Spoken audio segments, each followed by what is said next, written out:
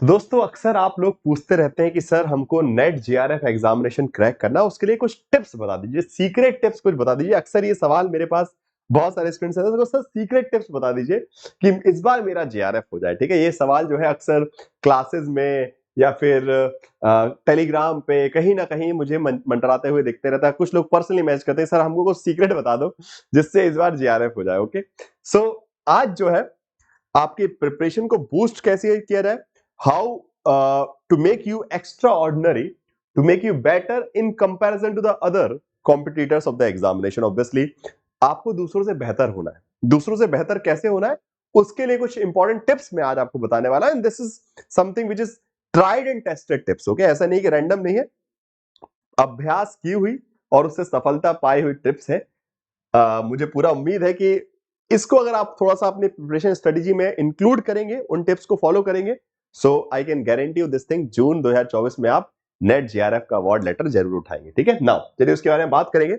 सबसे पहले this video is for everyone, okay, those who are preparing, those who have started preparing, और let's say those who are in the middle of the preparation. Okay, जिन्होंने अभी अभी शुरुआत भी की है प्रिपरेशन की या फिर जो पहले से ही प्रिपरेशन कर रहे हैं, सबके लिए एप्लीकेबल है ये वीडियो। ओके, नाउ तो सबसे पहले तो भाई टेक्स्ट बुक सुपर कोचिंग के इस चैनल को सब्सक्राइब कर लीजिए। आप सभी के लिए इंपॉर्टेंट कंटेंट जो है लगातार हम लोग लाते रहते हैं।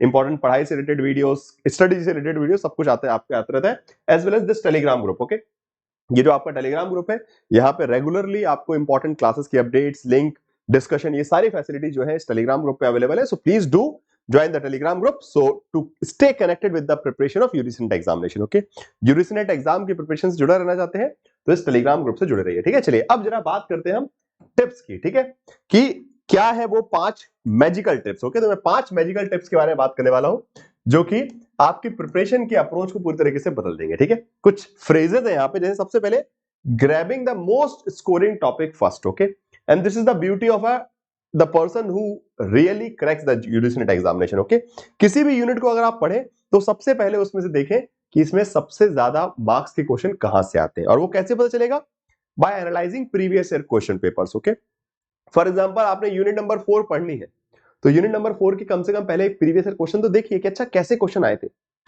क्विकली नो कि अच्छा इसमें से ये वाला पार्ट सबसे इंपॉर्टेंट है, चलो मैं सबसे पहले उसको पढ़ता हूं। इट मींस कि catch the fish before hunting the crocodile. Okay, एक स्लैंग मैंने लिखा है कि पहले मछली पकड़ो, बड़ा मगरमच्छ बाद में मार लेना। ठीक है, तो मगरमच्छ मारने से पहले, बिकॉज यूजुअली होता क्या है कि आप लोग बड़े बड़े टॉपिक में ज्यादा लग जाते हैं और वहां से भले एग्जाम में आए ना आए भरोसा नहीं है, एंड स्पेशली अगर आ भी गया आपसे बना नहीं, because it's a tough topic. So first look for like let's say stealing the marks. Okay, पहले आपको प्रयास होना कि मार्क्स कहां से चुरा सकता हूं, मैं फ्री में चुरा सकता हूं, तो कम मेहनत में। तो पहले catch the fish before hunting the crocodile. Okay, पहले मछली पकड़ो, उसके बाद जो है मगरमच्छ का शिकार करना। तो मतलब पहले छोटे टॉपिक और अच्छा खासे मार्क्स देने वाले टॉपिक हर जगह से, ये आपको खुद से ढूंढना पड़ेगा। ओके, टीचर्स भी आपको बताते रहते हैं कि अच्छा यहां से इंपॉर्टेंट है, यहां से इंपॉर्टेंट है। सो यूनिट, हर यूनिट का, ये ऐसे नहीं कि पूरे ओवरऑल सिलेबस की बोल रहा हूं, यूनिट बाय यूनिट सुनिए। ये नहीं कि सर अच्छा हम तो पूरे यूनिट के हमको इंपॉर्टेंट टॉपिक बता दो, नहीं सारे नहीं, हर यूनिट के कुछ कुछ इंपॉर्टेंट टॉपिक्स को चुनिए। अच्छा हाँ, यहां से इसके क्वेश्चन ज्यादा आते हैं, that you have to work. Okay, because JRF आपको चाहिए तो इसकी मेहनत आपको करनी पड़ेगी। अगर आप इसमें भी सोचिए नहीं, कोई आपको बता दे कि अच्छा ये इंपॉर्टेंट टॉपिक है, तो फिर आप समझ लीजिए कि आप जेआरएफ के लिए बने ही नहीं। जो सही में बच्चा मेहनत करना चाहता होगा वो ये खुद मेहनत करेगा, बिकॉज खुद की हुई मेहनत जो है हमेशा आपके साथ रहती है। दूसरा आपको मेहनत करके दे देगा क्या, वो तो फ्री का खाना है, हजम ही नहीं होगा। फाइन, सो खुद मेहनत करके ढूंढिए कि अच्छा पिछले 4-5 साल में इस यूनिट से कौन से क्वेश्चंस आए मेजरली। अच्छा मेजरली जैसे फॉर एग्जांपल कंपैरेटिव पॉलिटिक्स की बात करें, अच्छा मेजरली एलीट थ्योरी क्वेश्चंस आते हैं, या फिर ये 3-4 टॉपिक से इसके क्वेश्चन ज्यादा आते हैं। अच्छा इसके नहीं आते तो इसको मैं इग्नोर कर सकता हूं, बाद में पढ़ लूंगा, थोड़ा बहुत पढ़ लूंगा। इग्नोर किसी को नहीं करना है, सारे टॉपिक इंपॉर्टेंट है, बट पहले मार्क्स सिक्योर कीजिए। Okay, for example you are covering a unit, so your first target is to ensure the scorable part आपको बन गया, उसके बाद एक्स्ट्रा पार्ट पढ़ते रहिए। ठीक है, सबसे पहले आपका ऑब्जेक्ट होना चाहिए कि कोई भी अगर यूनिट कवर करे, सबसे पहले देखिए कि अच्छा इसमें सबसे स्कोरिंग वाला पार्ट क्या है, उसको मैं साइडलाइन करके अपने जेब में डालूं कि हाँ ये मेरे मार्क्स बन गए। अब इसके बाद जो है और बाकी चीजें पढ़ेंगे, ऐसा नहीं है पढ़ा उसको छोड़ना नहीं है, बट सबसे पहले जहां से फायदा है स्कोर, बिकॉज एग्जाम में स्कोर करना। Now next page, keeping A sync with the previous year paper. Okay, now use the clue and solve the crossword. Okay, जो कि अगेन ऊपर वाले से रिलेट करेगा कि पूरे टाइम आपकी प्रिपरेशन प्रीवियस ईयर पेपर से सिंक अप होनी चाहिए। जहां आप बीच में से रास्ता भटके, if you start ignoring the previous paper, you have ignored your success. Okay, सीधी बात है, आपने अपनी सक्सेस को ही लात मार दी। आपने अगर प्रीवियस पेपर को इग्नोर किया मतलब आपने अपनी सफलता को इग्नोर कर दिया, सफलता आपको नहीं मिलने वाली, आपने जीआरएफ को इग्नोर कर दिया, सीधी बात। हर 15 दिन में, हर 10 दिन में जब वक्त मिले quickly revisit previous paper. Okay, कोई भी प्रीवियस पेपर उठाइए 3-4 साल का, ये नहीं कि 10 साल पुराना नहीं, पिछले 3-4 साल का, ठीक है। ऐसे इतने पुराने प्रीवियस पेपर भी मतलब नहीं है, पिछले 3-4 साल के पेपर उठाइए and just look for the pattern. अच्छा क्या पूछ रहे हैं, अच्छा क्या पूछ रहे हैं, सो आपका दिमाग जो है सही रास्ते पे। नहीं तो होता है कि जैसे हम लोग घोड़े की तरह घोड़े को ऐसे लगा देते, तो आपके आपके चेहरे के सामने ये 2 प्रीवियस पेपर ऐसे होने चाहिए जिससे आप कभी भी रास्ता यहां से वहां ना भटके, आप जो है प्रीवियस पैटर्न के हिसाब से ही सिलेबस को फॉलो करें। Okay fine. होता ना कि घोड़े को ऐसे लगा देते हैं वो इसलिए जिससे यहाँ वहां भटके, तो आपको भी प्रीवियस पेपर को समझ लो यहाँ पे चिपका लेने हैं, ठीक है। अब चिपकाना नहीं है असलियत में, बट ये कि अपने माइंडसेट में होना चाहिए, so that you will always be preparing things as per the demand of the subject. Okay, नहीं तो क्या होगा, पढ़े जा रहे हैं पढ़े जा रहे हैं पढ़े जा रहे हैं, पर बाद में एग्जाम में क्या रिजल्ट आया, ठंडन गोपाल ठंडन गोपाल ठंडन गोपाल। Third is prediction based notes, that is be a smart worker not a hard worker. Okay, यहां पे स्लैंग आता है कि चतुर बनिए, ठीक है, चतुर चालाक बनिए। जो चतुर होगा चालाक होगा वो कंपटीशन एग्जाम जो है झटपट निकाल लेगा, और नहीं तो गधा मजदूरी करने वाले तो लगे ही रहते हैं, 1 साल 2 साल 3 साल 4 साल हो ही नहीं रहा। क्यों? बिकॉज स्ट्रेटेजी स्मार्ट नहीं है। प्रिडिक्शन बेस्ड नोट्स, अच्छा पिछली बार इस टाइप के क्रोनोलॉजी के क्वेश्चन आए थे, इस बार इससे आ सकता है। खुद से क्वेश्चन पहले से बना लो ना, एग्जामिनर क्या आपको क्वेश्चन बना के देगा, आप अपने खुद क्वेश्चन तैयार करके चले आओ कि ये तो आएगा ही, पिछली बार ऐसा आया था तो इस बार ऐसा आएगा। बस करना क्या है, वो कैसे, वो भी प्रीवियस पेपर से। आप 4 बार देखेंगे समझ में खुद को आने लगेगा, अच्छा ये आईआर में इंटरस्टेशन में ऐसा पूछ रहे हैं, अच्छा ये हायर एजुकेशन में इस तरीके के क्वेश्चन पूछ रहे हैं, अच्छा पिछली बार हायर एजुकेशन में 4 कमिटीज के नाम पूछे थे, अच्छा इस बार दूसरी कमेटी के नाम पूछ सकते हैं, खत्म का, इतना ही से तो है और क्या है।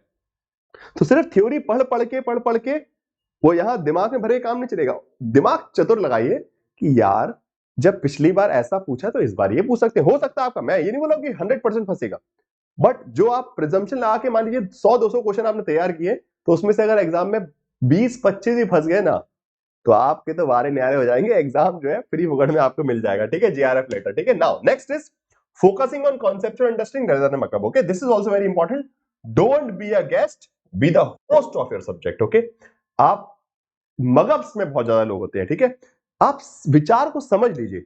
लोग होता है कि भाई हमने थ्योरी के नोट्स दिए, ठीक है, सर ने थ्योरी के नोट, अब एक करके लाइनें पढ़ रहे हैं रट रहे हैं, it is of no use, वो नहीं आएगा एग्जाम में, ना लिखने को दिया जाएगा ना टिक नहीं।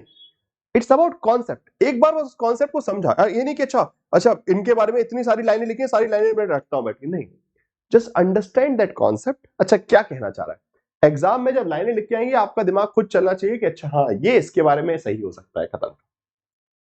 आप सोचेंगे नहीं अच्छा कोई कॉन्सेप्ट है, थ्योरी, उसको मैं 50 बार पढ़ लेता हूं मेरे दिमाग में भर जाएगी, नहीं, उसको समझ लीजिए, ठीक है, कॉन्सेप्चुअल अंडरस्टैंडिंग, मगअप नहीं करना है उसको बार बार, बिकॉज रट के क्या, ये थोड़ी कि एग्जाम में बोलेंगे कि ये 4 लाइन लिखी थी 4 लाइन बता दो, नहीं ऐसा नहीं है, ठीक है। कॉन्सेप्ट अंडरस्टैंड होगा तो उस 4 ऑप्शंस को आप इजीली आइडेंटिफाई कर लेंगे कि हाँ ये ठीक है। So don't be a guest of your subject, be a host. Okay, आप अपने विषय के खुद जो है मालिक होना चाहिए, उसके गेस्ट मत बनिए। Okay, selective approach towards the syllabus, very important. Don't work on your strength and B brief about the weaknesses. Okay, तो अपने सिलेबस को ऐसे कवर करना है कि जो आपका स्ट्रेंथ है उस पर अच्छा खासा काम, और जो वीक एरियाज है उसको छोड़ना नहीं है, उसको अभी बेसिक बेसिक पार्ट कवर करके चलना है कि इट मींस कि at least. Okay, because usually a lot of students struggle with their weak areas. Okay, और उसमें फंस के रह जाते हैं कि यार ये तो मुझसे आ ही नहीं रहा, ये तो आ ही नहीं रहा, कोई बात नहीं, उसमें से जितना कर सकते हैं उतना कर लीजिए, बाकी स्ट्रेंथ वाले पार्ट पे खेलिए, कोई दिक्कत नहीं है। अगर आप उस पर अटक के रह जाएंगे कि यार मुझे तो ये हो ही नहीं रहा, मुझे डीआई आते नहीं है, मुझे मैथ्स होता नहीं है, तो क्या फायदा मिलेगा, कोई बात नहीं, आप प्रयास कर लीजिए थोड़ा सा, जब जितना वक्त मिले, but first of all strength वाले पार्ट से कि यहां से मेरे कुछ गलत ना हो। बट हाँ चलिए डीआई मैथ्स नहीं आता, चलो थोड़ा सा उसमें मेहनत कर लेंगे, 5 में से 2 भी डीआई के बन गए तो बहुत है, बाकी मैं दूसरे हायर एजुकेशन एनवायरनमेंट सब जगह से कैप्चर कर लेंगे इसको। So that is something which is required, and these are the 5 magical tips from my side, and the 6th magical tips is your foundation course. Okay, तो फाउंडेशन कोर्स में जुड़ जाइए, बाकी आपको टीचर्स जो है लगातार गाइड करते ही रहेंगे, और आपका जेआरएफ जून 2024 में लेकर आ जाएंगे, ठीक है। बाकी कॉन्टैक्ट नंबर यहाँ लिखा है, फेसबुक सुपर को सब्सक्राइब कर दीजिए। आई होप कि ये जो 5 सीक्रेट टिप्स मैंने बताई हैं आप लोगों को हेल्प करेंगी, ठीक है। बताइएगा जरूर रिजल्ट आने के बाद। Thank you so much guys.